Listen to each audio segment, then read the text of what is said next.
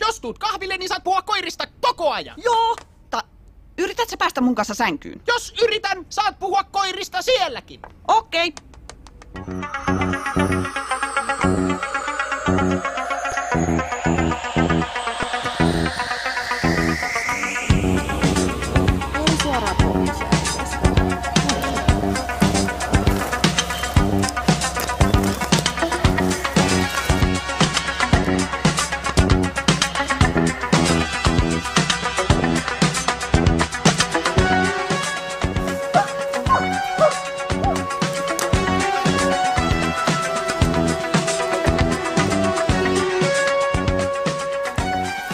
Koira 1. Palatkaa johtopaikalle. Palaamme johtopaikalle.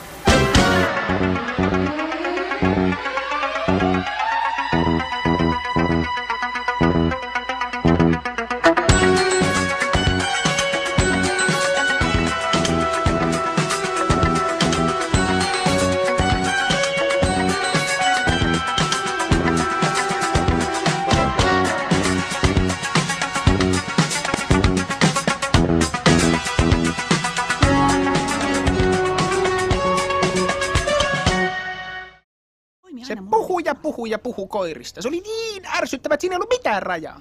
Mutta se oli niin kaunis. Ja senkin takia mä vaan rakastan koiria. Koiria, koiria, koiria, koiria.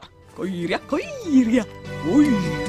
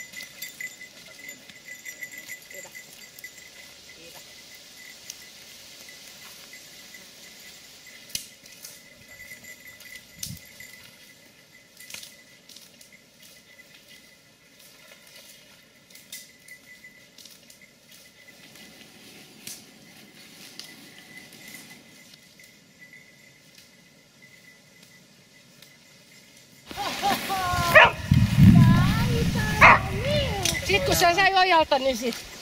No niin kun sulla siitä sedästä vähän pasmat sekois. Hieno mies. Musta on ihanaa, että säkin tykkäät Celine Dionin levyistä. Milloin mä niin sanoin? Mä näen sen susta. Mä olen hirveän hyvä vaistoamaan, mitä koira ajattelee. Mä olen ihminen. Ai niin. Kuitenkin, sä kysyit mun koirasta Patusta. Kysyinkö? Mäkin tykkään suklaasta. Sä oot tosi kiva. Hauku. Hauku. Hyppää mun. Ei hyppää mun. Hei.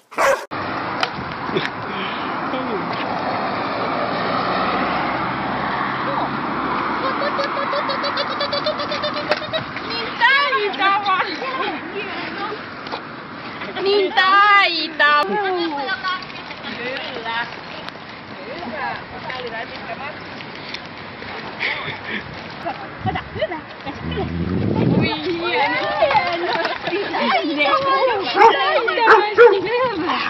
Käsi hyvin toisten. Mä niistän sun. Ota se vielä suukossa. Et ottaa se.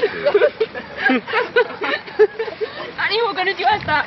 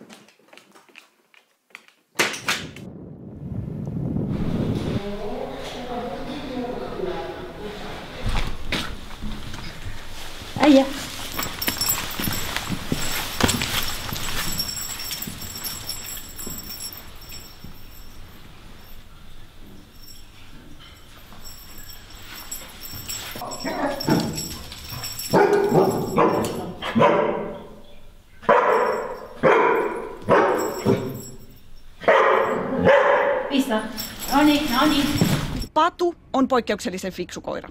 Mä kerron nyt sulle kaiken, mitä me ollaan ikinä tehty. No.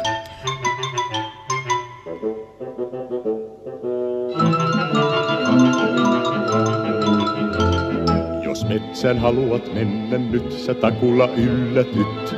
Jos metsään haluat mennä nyt, näet sammalet myllätyt. Tää on ainakin äsken toinen. Täytyy niin pirukseen niin painaa, että se kirjoittaa. Metsäpirtin ovi pitäisi olla lukossa, mutta jos se on auki, eli sen saa auki suoraan, niin etsitään tietenkin sisältäkin. Koska on oletusta, että he saattavat sinne pyrkiä. Päärakennuksessa on oikeastaan 3 osastoa. Ykköskerroksen osasto 1 on suomenkielinen.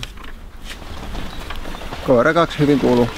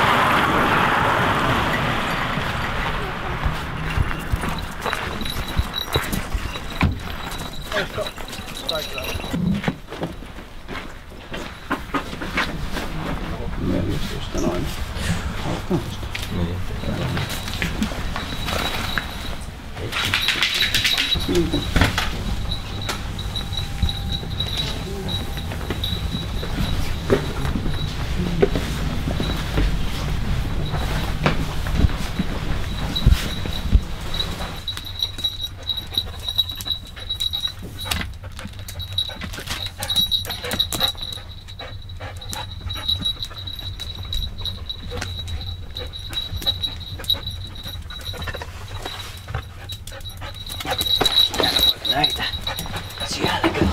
Sieltäkö löytyi haalarit? Joo. Hyvä poika siellä. Mä hain patun siis alle luovutusikäisenä. Se oli 6 viikkoa. Yleensähän siis luovutusikä on 8 viikkoa. No sen sä varmaan koiraystävänä tiesitkin. No totta kai tiesit. Niin.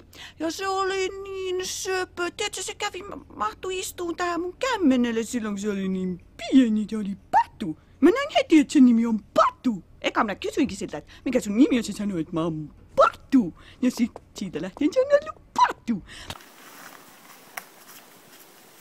Hei! Ei tämmönen aina tässä ihan päin vittu.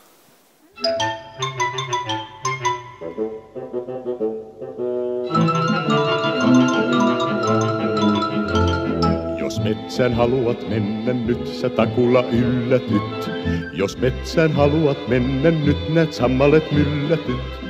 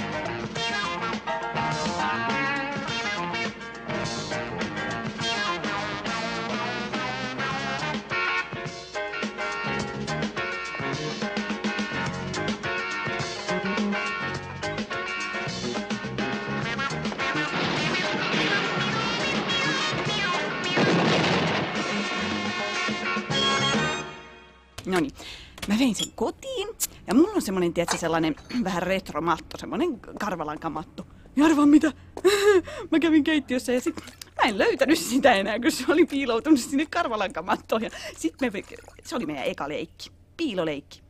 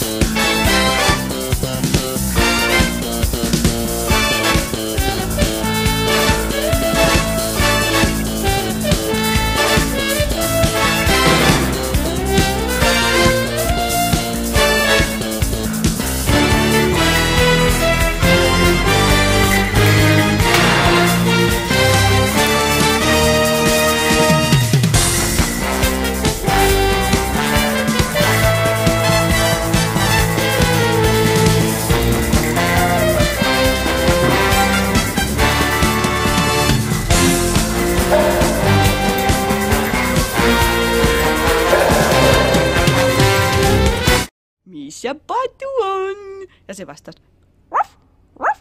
Ja sehän, no niin, sä tiedät, se tarkoittaa, että mä oon täällä 30 senttiä maton etureunasta vasemmalle.